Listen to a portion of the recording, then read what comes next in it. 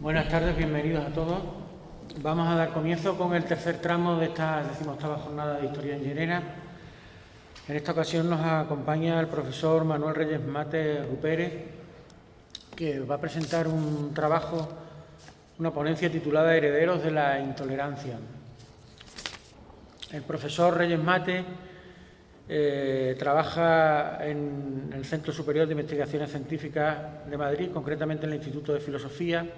Fue doctorado por la Wilhelm Universitat de Münster y por la Universidad Autónoma de Madrid. Ha sido director del Instituto de Filosofía e investigador principal del proyecto La Filosofía después del Holocausto, así como de la Enciclopedia Iberoamericana de Filosofía. De entre sus libros, de sus publicaciones más destacadas, podríamos hacer referencia al Perdón, Virtud y Política en torno a Primo Levi, Justicia de las Víctimas, Terrorismo, Memoria, Reconciliación, La herencia del olvido, ensayos en torno a la razón compasiva, Pensar en español, Luces en la ciudad democrática, Guía del buen ciudadano, Responsabilidad histórica, de la editorial Anthropos, Medianoche en la historia, comentarios a las tesis, Nuevas tecnologías políticas y otras muchas. Artículos de diversas publicaciones, pues son infinidad lo que lleva publicado. Él también es articulista habitual en la prensa nacional, en El País, en el Periódico de Cataluña. En el año 2009 obtuvo el Premio Nacional de Literatura en la modalidad de ensayo con su obra La herencia del olvido, que analiza el lugar que ocupa la memoria en la sociedad actual, el tema fundamental y por el que hoy está aquí el profesor es precisamente por sus trabajos, las investigaciones que ha hecho en torno al concepto y al término de la memoria, que a nosotros los historiadores pues nos va a venir muy bien toda su sapiencia y todo su saber acerca de este concepto, de este término. Reyes Mate es uno de esos pensadores embarcados en el estudio de la memoria, como digo, que desde Auschwitz ha despertado otras memorias como la memoria del colonialismo, la de los imperios, la de la esclavitud, etc. De ahí al estudio de la memoria como experiencia de los vencidos y en contraposición a la historia como relato oficial. Ve en consecuencia la memoria como un deber inexcusable para las ciencias humanas, incluida la historia, que es el caso que nos trae esta tarde aquí. Mantener la memoria de la injusticia cometida con las víctimas es la manera, de cierta manera, que tenemos de hacer justicia. Y yo ya no me quiero extender nada más. Le doy la palabra, la bienvenida y con ustedes el profesor Reyes Mate.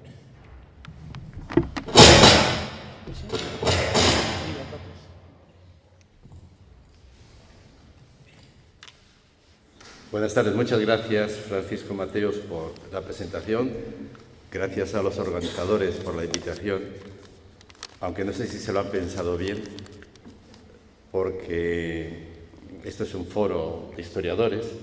Yo no soy historiador, nadie es perfecto, evidentemente. Yo soy un filósofo de la historia, o mejor, un filósofo de la memoria. Y es verdad que la memoria y la historia tienen en común el interés por el pasado, pero de una manera muy diferente, ¿no? Se suele decir que para la memoria el pasado es el tiempo del presente, mientras que para la historia el presente es el tiempo del pasado. Son dos miradas sobre el pasado, pero dos miradas, como vamos a ver, muy diferentes. Por eso digo que no sé si se lo han pensado, porque evidentemente la mirada que yo pueda dar sobre el pasado pues no va a coincidir necesariamente con la del historiador. Decía ayer en una excelente comunicación, uno de los comunicantes, Ángel Bernal, ayer pude oír y hoy también excelentes comunicaciones de historiadores solventes, y decía él que había que elegir bien los términos para hablar de ese fenómeno de esa pluralidad de culturas en la España medieval. Mejor que hablar de convivencia, decía él, coexistencia. Yo voy a hablar de la tolerancia, y la tolerancia es un término típicamente moderno. La tolerancia como su correlativo a la laicidad serían impensables en una sociedad medieval, son términos propios de una sociedad ilustrada o de una sociedad moderna. Y yo voy a hablar de la tolerancia y de la intolerancia de nosotros, las generaciones actuales, herederos de la intolerancia. La tolerancia, por tanto, va a ser el centro, por lo menos el punto de arranque de mi intervención. Digo que la tolerancia es un término específicamente moderno y, de hecho, tenemos que tanto en el mundo anglosajón como en el francés o en el alemán existen grandes tratados de la tolerancia con un tratamiento típicamente ilustrado. Conocemos, por ejemplo, el ensayo sobre la tolerancia de Locke en el mundo anglosajón, el tratado sobre la tolerancia de Voltaire en el mundo francés y en el mundo alemán el tratado mejor dicho, la pieza de teatro Nathan el Sabio del filósofo ilustrado Lessing. Lo que tienen en común los tratados sobre la tolerancia es un conflicto con la religión. El tratado de Locke es una reivindicación de la libertad de conciencia. El tratado de Voltaire es una protesta contra un movimiento político-social en Toulouse debido a que la población persigue y asesina a un hugonote porque se dice que ha impedido la conversión de su hijo, le achacan esa intolerancia y consecuentemente le asesinan. Voltaire protesta reivindicando no solamente la libertad de conciencia, sino también denunciando el atropello de ese asesinato injusto. Y, sin embargo, yo me voy a centrar, siento muy interesantes estos dos tratados, me voy a centrar en el más desconocido, que para mí es el más importante, que es la obra de este filósofo alemán, Lessing, que desarrolla su tesis sobre la tolerancia en una genial obra de teatro titulada Nathan el Sabio. Nathan el Sabio es una obra de teatro, como digo, cuyo escenario es Jerusalén, tiempos de las Cruzadas, y hay tres protagonistas. Un musulmán, Saladino, que es el político, el gobernador, un cristiano, que es el templario, un militar, y un judío, Natán, un hombre del pueblo que es sabio. Digo, Jerusalén, tiempos de las Cruzadas, existió la figura de Saladino, un gran político que estaba cansado de guerrear y se planteó, como muchos de su generación, acabar con la guerra. Quería la paz. Pero se da cuenta que la paz no se consigue queriéndola solo.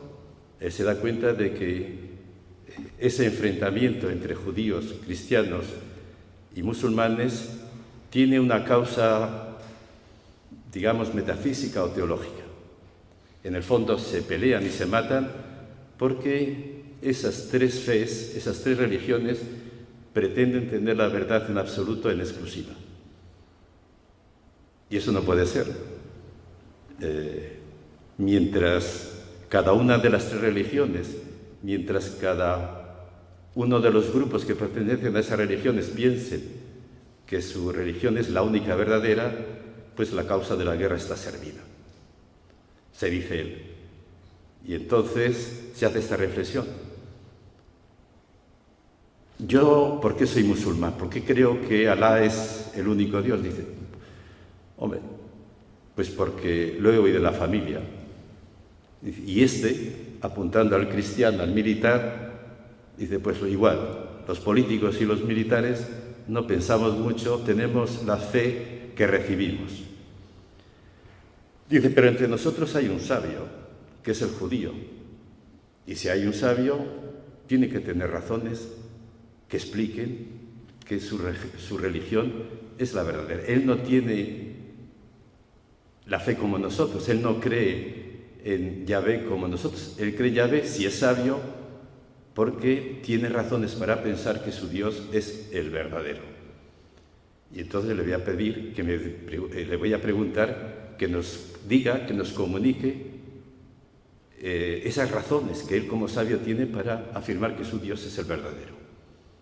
Entonces le llama y le dice, bueno, les pone, así que te doy 2 días para que me expliques exactamente, porque tú, un hombre de conocimientos, y no como nosotros, gente que no piensa, sino que actúa, tú que piensas, comunícanos las razones que tienes para pensar que tu Dios es el verdadero, porque si tú tienes razones, nos las puedes comunicar y las podemos compartir.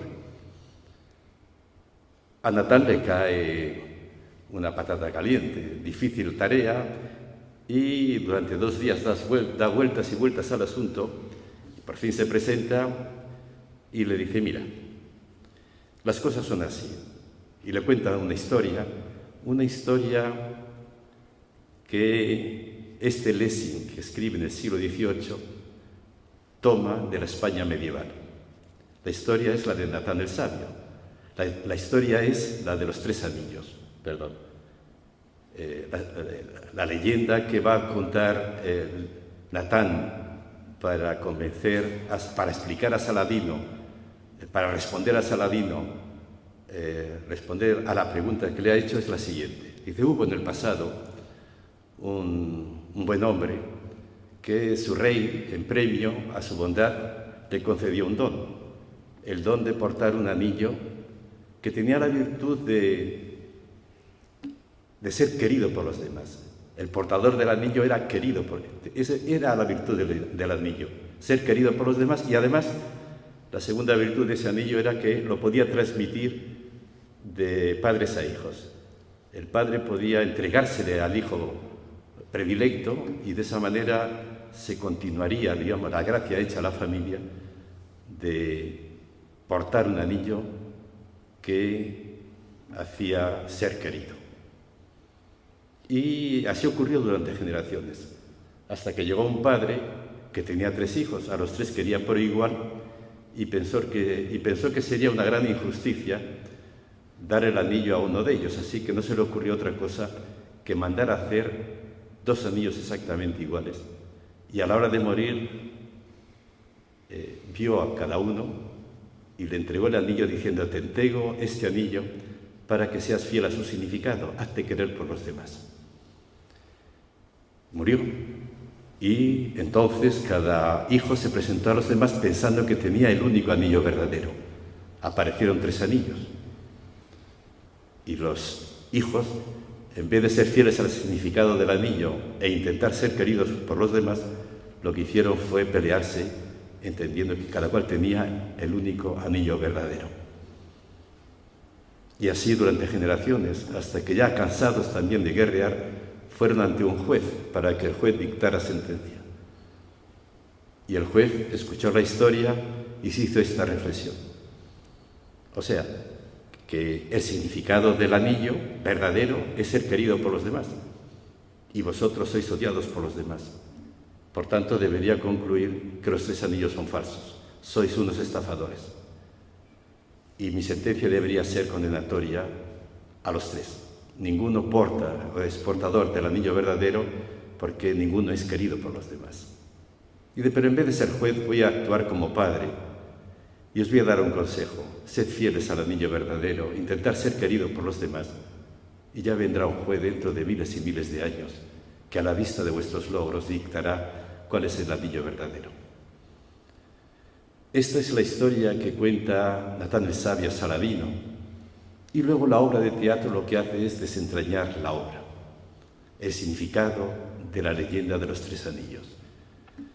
Y ese significado es lo que fundamenta la tolerancia moderna. El significado consiste en lo siguiente.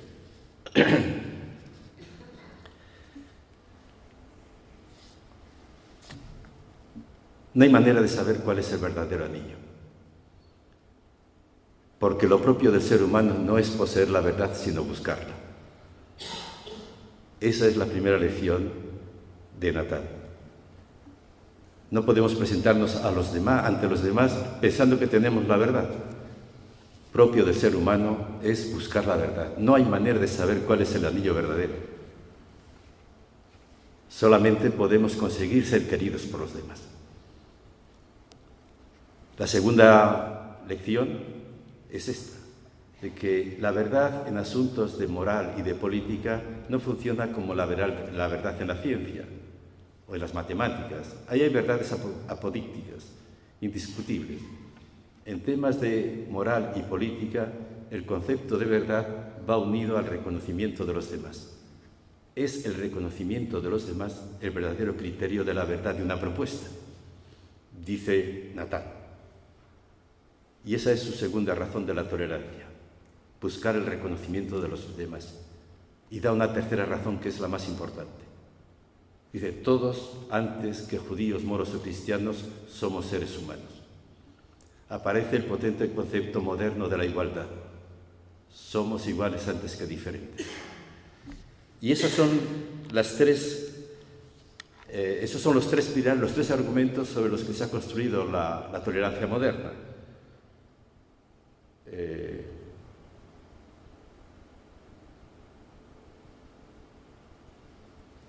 Una tolerancia moderna que luego se interpreta o se expresa políticamente en términos de laicidad o de republicanismo, como dirían los franceses. Esta leyenda que utiliza un filósofo moderno para explicar desde la racionalidad moderna los fundamentos de la tolerancia, y repito, que se fundan en estos tres principios, propio del ser humano es buscar la verdad. El criterio de verdad es el reconocimiento, y antes que diferentes somos iguales. Esta leyenda tiene una trampa. Tiene una trampa porque el filósofo del siglo XVIII, Lessing, recurre a una historia medieval para explicar la tolerancia moderna. Y digo que es una trampa porque no es verdad que en el medioevo la tolerancia estuviera justificada o explicada en base a esos tres criterios que acabo de enumerar. Natán, la figura de Natán, que el filósofo del siglo XVIII invoca, pero que existió en la Edad Media, funcionaba de otra manera. Y lo hemos oído estos días. La convivencia, la coexistencia medieval no estaba fundada en el principio de que antes que desiguales somos diferentes. Estaba fundada esa coexistencia o convivencia en base a otros criterios. Y esos criterios tienen mucho que ver con la diferencia. La sociedad medieval convivía, pero no porque renunciara a sus diferencias, sino a partir de sus diferencias. La convivencia era posible porque cada fe, cada religión, cada cultura exprimía, digamos, en su propia tradición criterios para la convivencia. El cristiano podía convivir porque en su tradición figura el concepto de fraternidad. El musulmán podía convivir con el diferente porque en su tradición existe el concepto de hospitalidad. Y el judío podía convivir con el diferente porque pertenece a su tradición el concepto de alteridad. Es decir, digo que hay una trampa porque los criterios de convivencia en la Edad Media no tienen nada que ver con los criterios de la modernidad. Pero tenía razón el filósofo ilustrado en buscar una nueva explicación de la convivencia, porque si algo caracteriza la modernidad es el reconocimiento de una sociedad que debe fundamentarse sobre la razón y no sobre la religión. La sociedad moderna es una sociedad laica y lo que fundamenta la convivencia tiene que ser argumentos racionales. No puede ser, por tanto, argumentos religiosos o teológicos como en la Edad Media. De ahí esa necesidad de repensar la convivencia en los términos en los que hace Lessing en Natán el Sabio.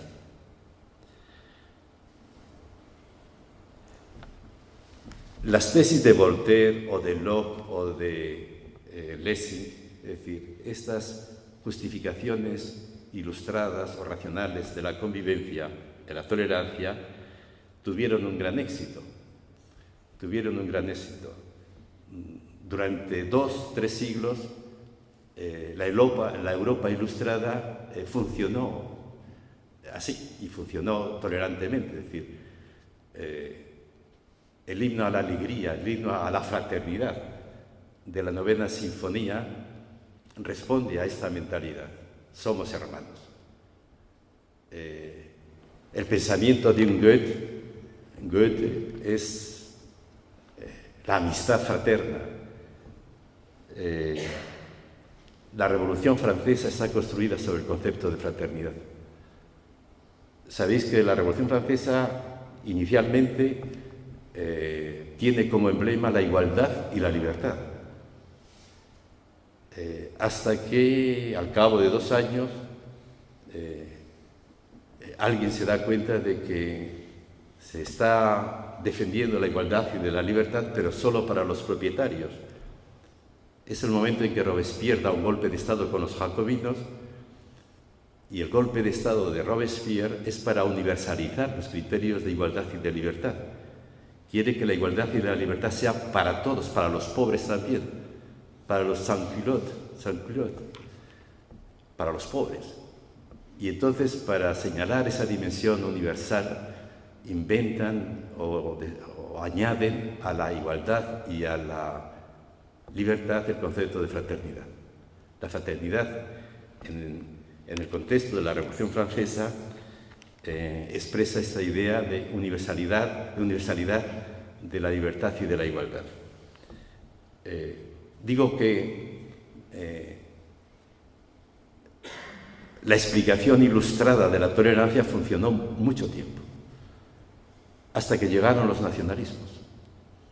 Cuando aparece el nacionalismo, los nacionalismos en el siglo XIX barren a Nathan, desaparecen de la escena totalmente Nathan el Sabio.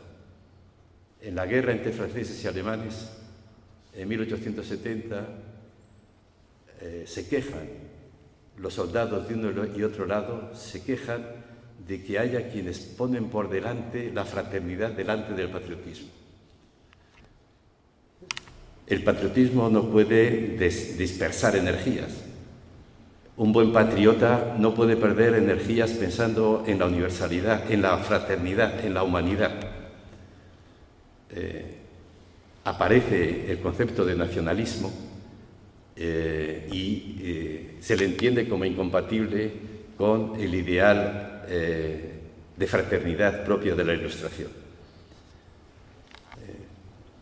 Cuando los nazis decretan la quema de libros, en 1934, el libro más perseguido era Nathan el Sabio.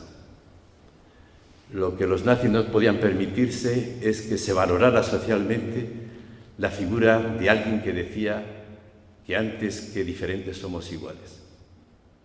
Esa idea de universalidad de la fraternidad era incompatible con el nazismo. El nazismo es la expresión máxima del nacionalismo, y por eso las obras de Nathan el Sabio, la obra de Nathan el Sabio, la obra de Lessing, era la obra más perseguida por los nazis. Es decir, que la fundamentación racional de la tolerancia a la que hemos asistido muere a manos del nacionalismo. Hay en ese momento también un judío muy importante, estamos hablando del principio del siglo XX, que se manifiesta en contra de Nathan el Sabio, porque dice: un judío nunca dirá que antes que diferentes somos iguales. Un judío nunca dirá eso. Un judío tiene clara conciencia de que todos nacemos en una casa. Todos nacemos con una cultura, todos nacemos con una religión, todos nacemos con una lengua. Y es verdad que uno luego puede cambiar. El que tiene una lengua puede aprender otra, el que tiene una nacionalidad puede tener otra. Y entonces él propone un nuevo concepto de tolerancia, basado en la diferencia, basado en el hecho de que nacemos todos iguales, pero eso no nos fija en la diferencia, sino que eso nos capacita para superarla.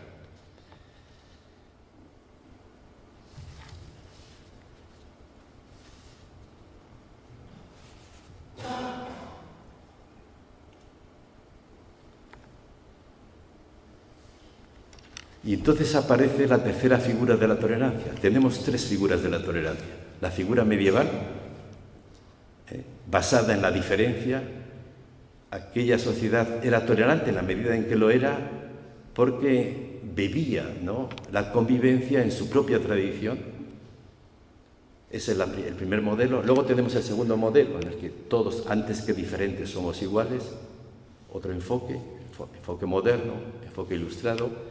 Y aparece el enfoque del siglo XX, que es el de que empezamos siendo diferentes, pero podemos trascender la diferencia.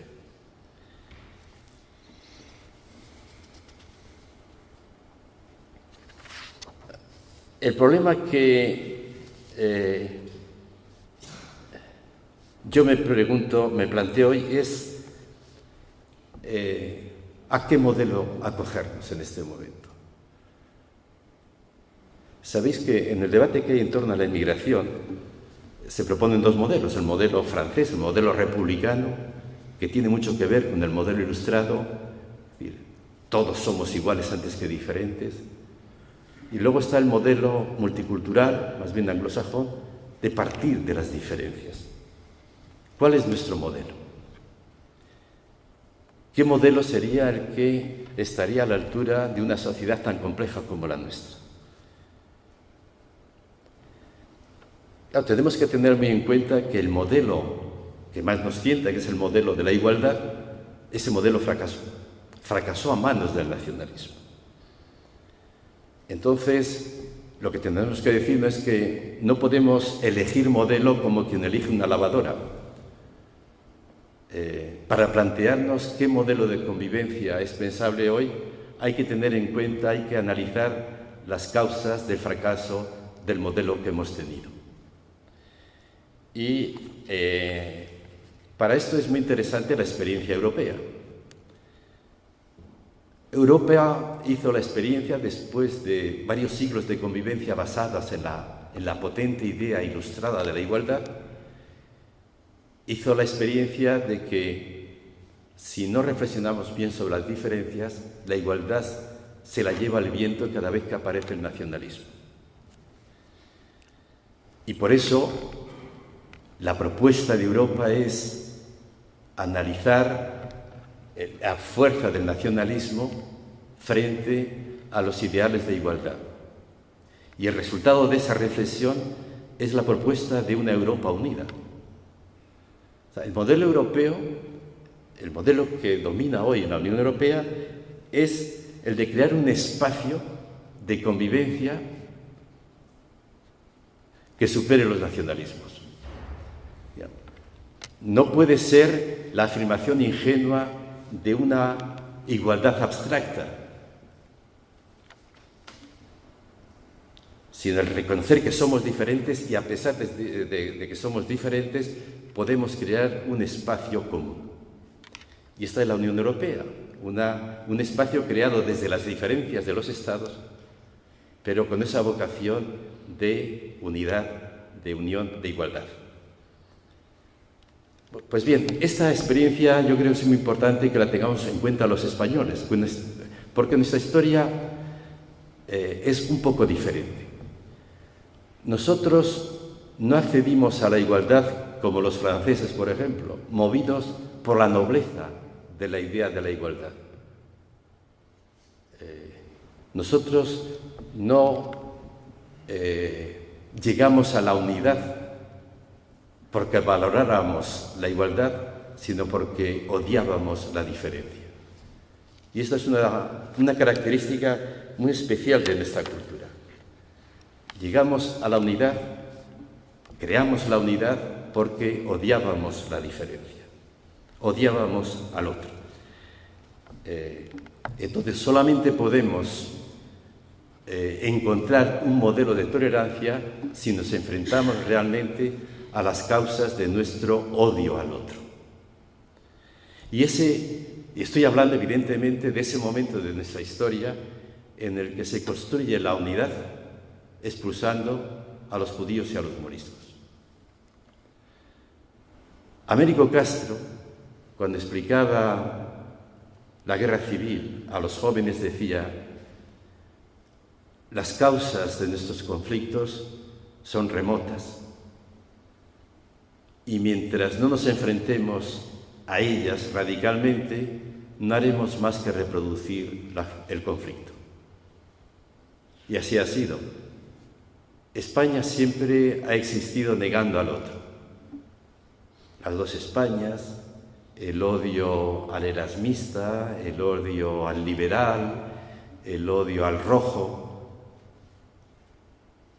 Una España cainita, esta es nuestra tradición, decía Américo Castro. Entonces, la única manera es tomarnos muy en serio ese momento traumático que define la identidad, que define la unidad, y es la expulsión de los judíos y los moriscos. Eso tiene una importancia enorme. Decirlo aquí parece una obviedad, pero lo que yo quisiera llevar al estado de ánimo de los presentes es que la expulsión de los judíos y los moriscos no es un momento de la historia de España, no es un momento del pasado, no es una lección del pasado, no es un episodio del pasado, es un hecho que nos condiciona.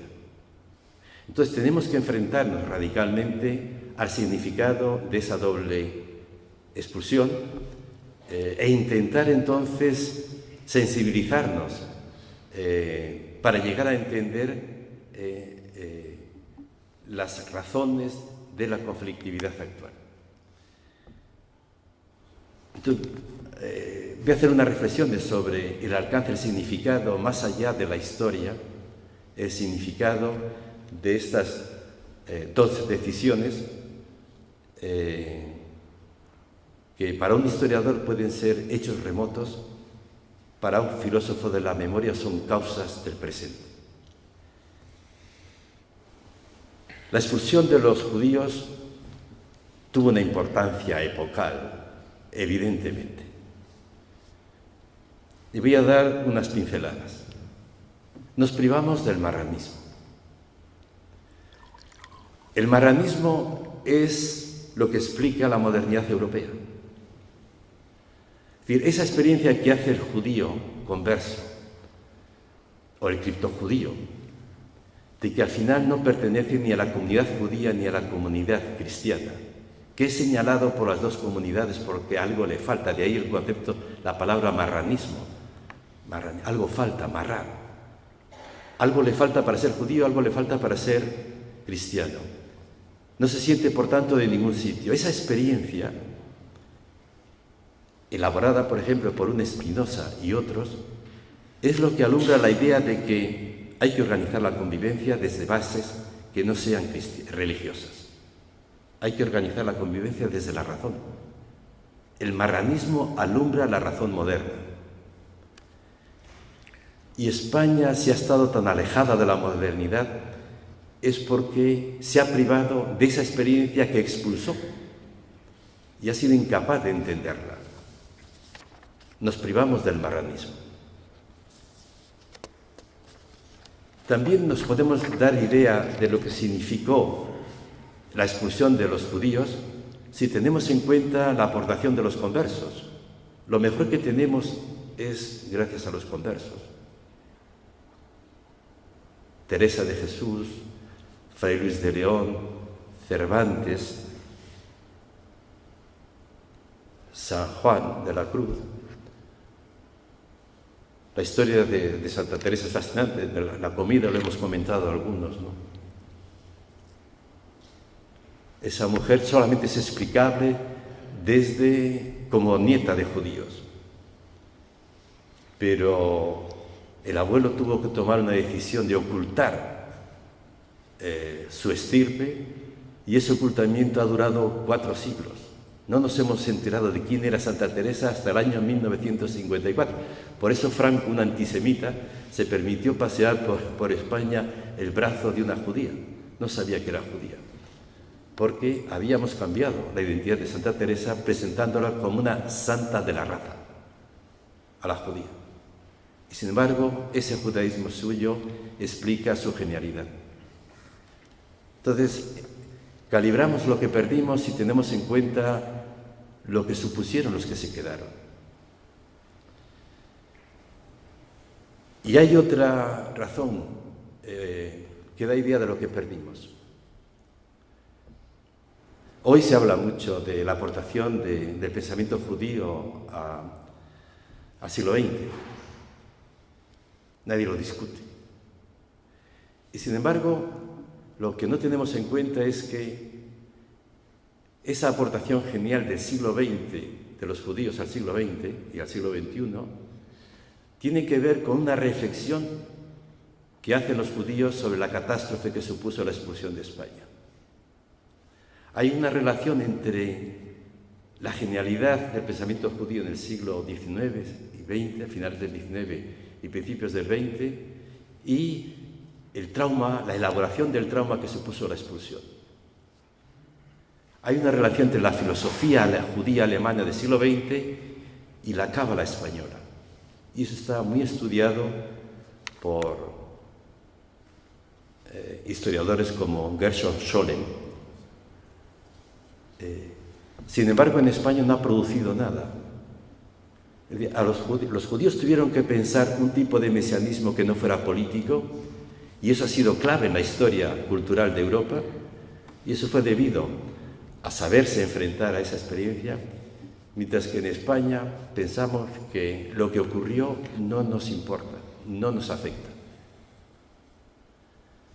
Pinceladas solo para dar a entender lo que supuso la pérdida de esta cultura. Pero también la morisca,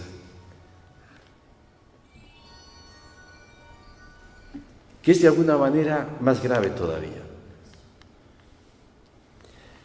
Márquez Villanueva dice en La cuestión morisca que lo que se debatió en el fondo con la expulsión de los moriscos era o bien conformar una España moderna respetuosa con el otro, o bien una España moderna totalitaria, dice él.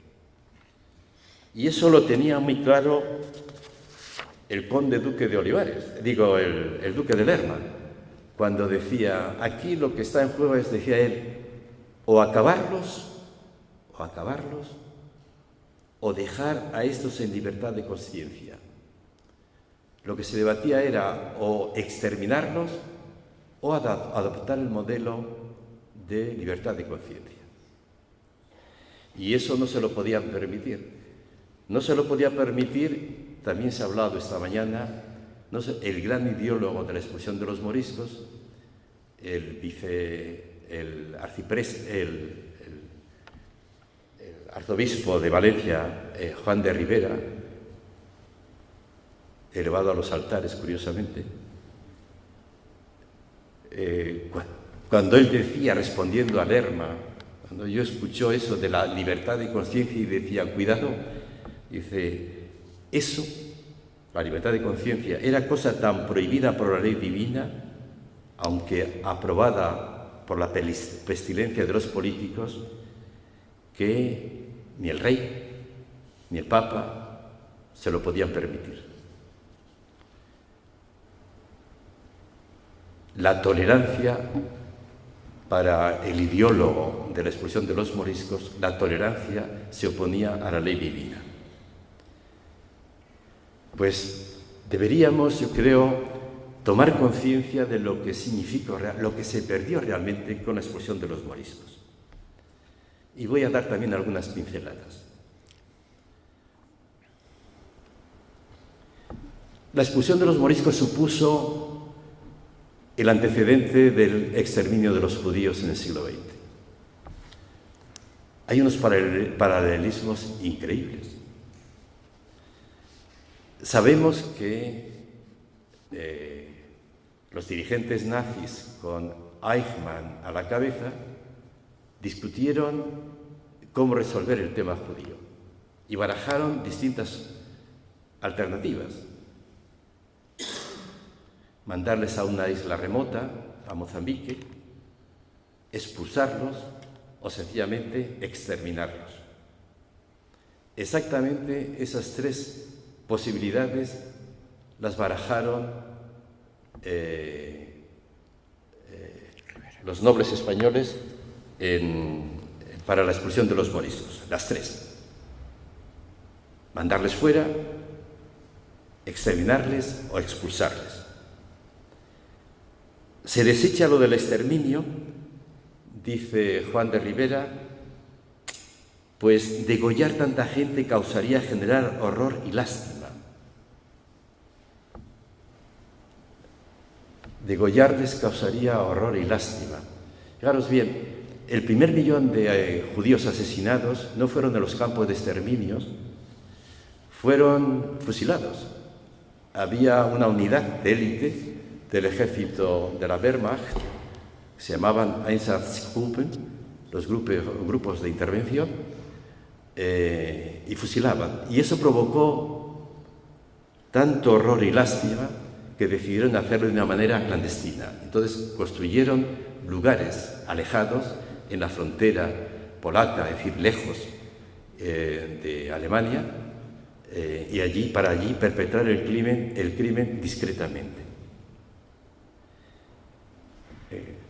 Repito, el antecedente del exterminio de los judíos lo tenemos en las reflexiones de la expulsión de los moriscos.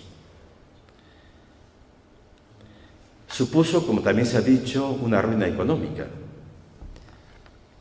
Y lo que es interesante ver en todo aquel debate es cómo el fanatismo ideológico acarreó la ruina del país.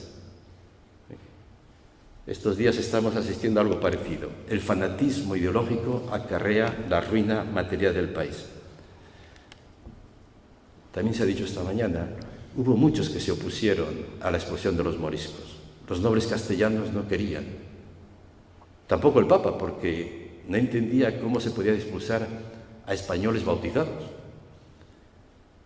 Pero para muchos nobles eso era una ruina económica y se opusieron.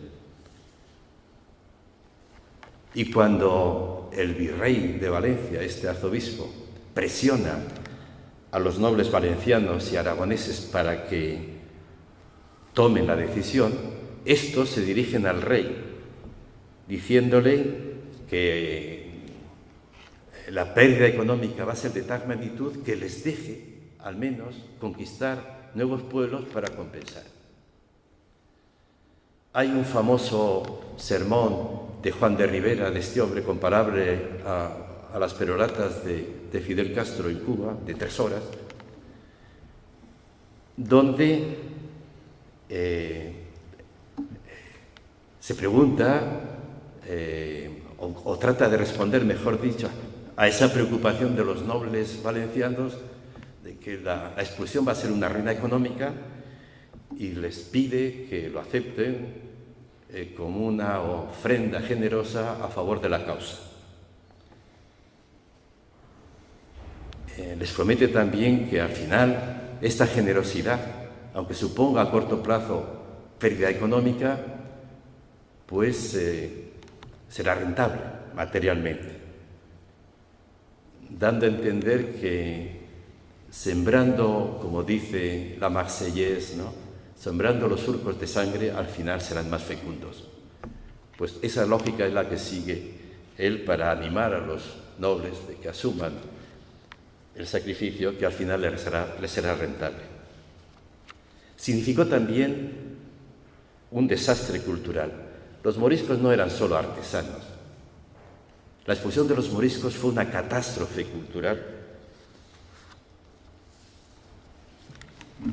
Y de ella da fe el propio patriarca de Valencia cuando se refiere a la lengua.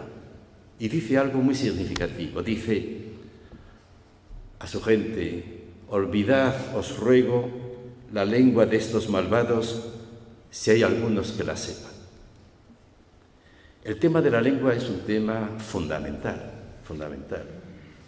Es un tema fundamental. Decía Nebrija, ¿no?, cuando presenta la primera gramática a la reina Isabel, y se la presenta orgulloso, ¿no? Y Isabel le responde: bueno, ¿y para qué quiere yo una gramática si ya sé hablar de español o castellano?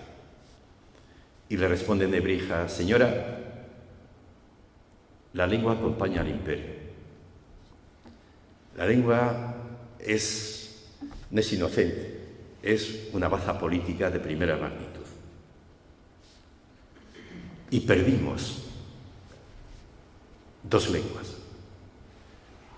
Quien toma nota exactamente de la significación de esa pérdida es Cervantes en un gesto genial. Lo comentábamos hace un rato, ¿no?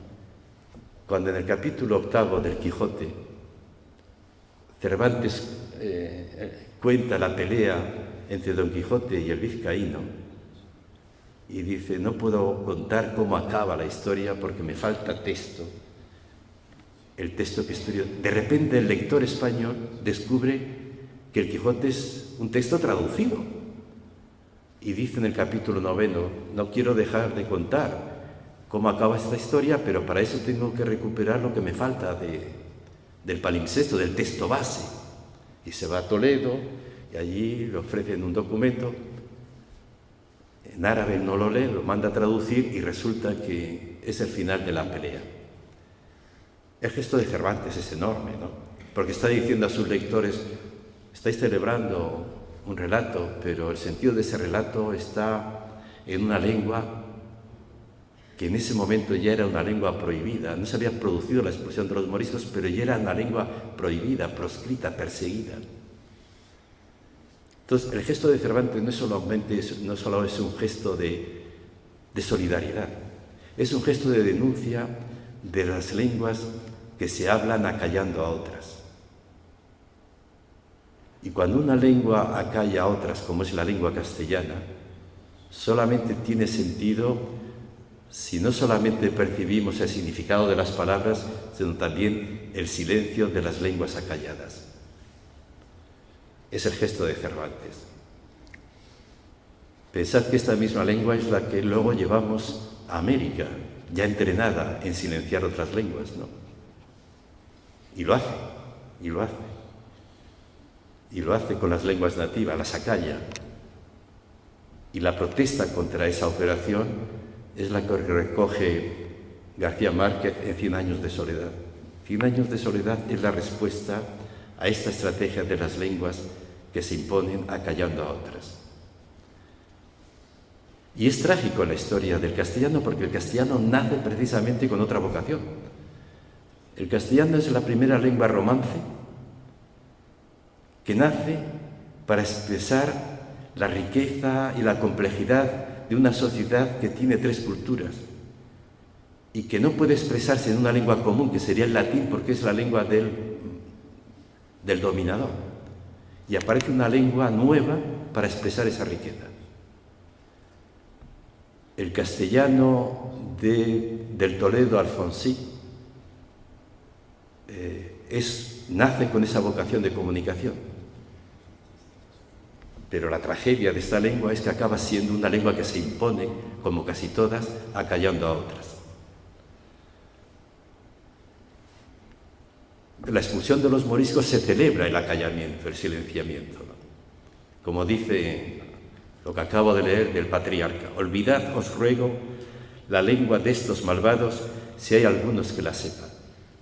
La respuesta moral a esta consigna es precisamente el gesto cervantino de reconocer que el sentido profundo de la lengua castellana está en las lenguas proscritas, el hebreo y el árabe, que han animado en un momento determinado la sociedad de los españoles.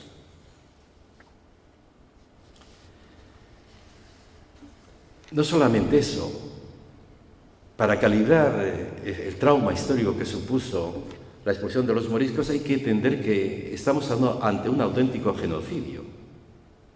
Y los genocidios no prescriben.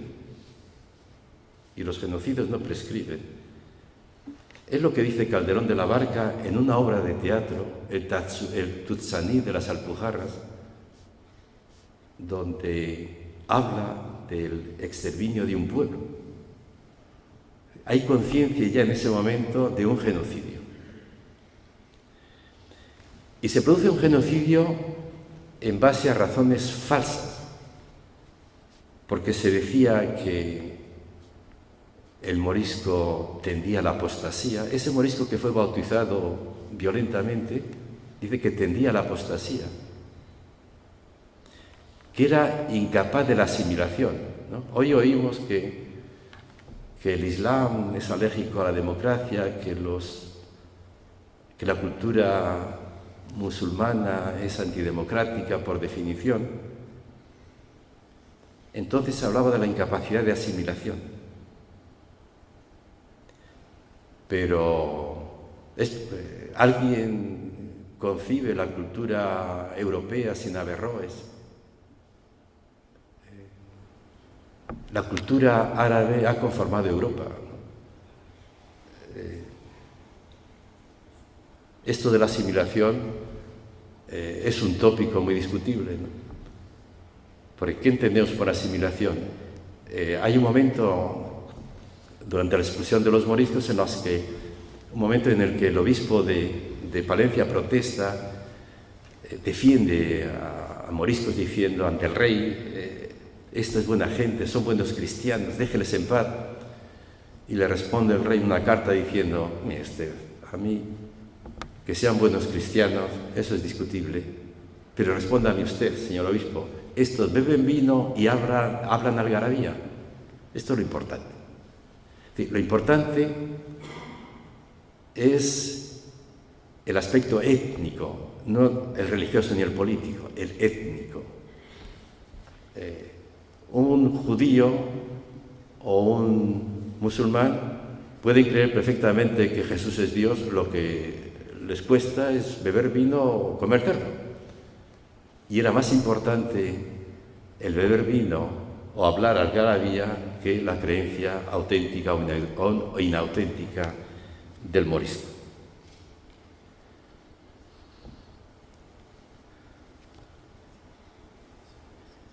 Entonces, digo que se produjo la expulsión con razones falsas, porque la verdadera razón era la opción por un modelo de Estado cerrado, sectario y antimoderno. Y entonces se expulsa a españoles que eran judíos y a españoles que eran moriscos, y por eso esa expulsión en el fondo fue una guerra civil. Fue una guerra civil. Entonces ya voy acabando y me pregunto qué significa una tolerancia basada en la diferencia hoy. Desde luego es el único camino que nos queda. Pensar que podemos reducir las diferencias, como decía Natán el Sabio. Natán el Sabio reducía las diferencias entre los tres pueblos o las tres culturas. Decía, son diferencias que tienen el nivel del vestido, del comer. Casi eran diferencias que tenían un nivel gastronómico. No, las diferencias son muy profundas y por eso hay que tomárselas en serio. Tenemos que tomar en serio las diferencias y las desigualdades. Las diferencias para defenderlas y las desigualdades para combatirlas. Pero ya es imposible construir una convivencia ignorando las diferencias. Pero para eso, para construir una convivencia teniendo en cuenta las diferencias, hay que tener memoria. Hay que tener memoria. Y la memoria no tiene tiempo. No tiene tiempo. Para la memoria, la figura de la prescripción no existe. En derecho conocemos la figura de la prescripción, crímenes que a los 50 años prescriben. Para la memoria no hay tiempo. La memoria, decía Walter Benjamin, el gran teórico de la memoria, al que yo me debo, decía, en la memoria abre expedientes que la historia, el derecho, la ciencia han cerrado. Lo saben. Porque para la memoria una injusticia sigue vigente mientras no sea saldada. Y da lo mismo que sean 5 años que 5 siglos. El ciudadano de hoy, el ciudadano español de hoy, no nace inocente. Nacemos con una responsabilidad adquirida. Somos responsables de una historia. Y solamente podemos evitar el peligro de repetirla si nos enfrentamos a ello, si asumimos esa responsabilidad. De ahí la importancia de la memoria. Y eso significa reconocernos hijos de la intolerancia.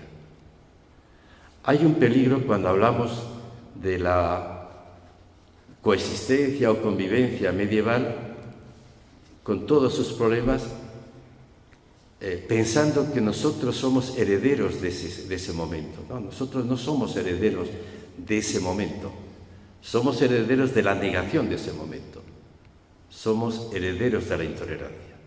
Y solamente desde ahí podemos evitar la repetición de la catástrofe.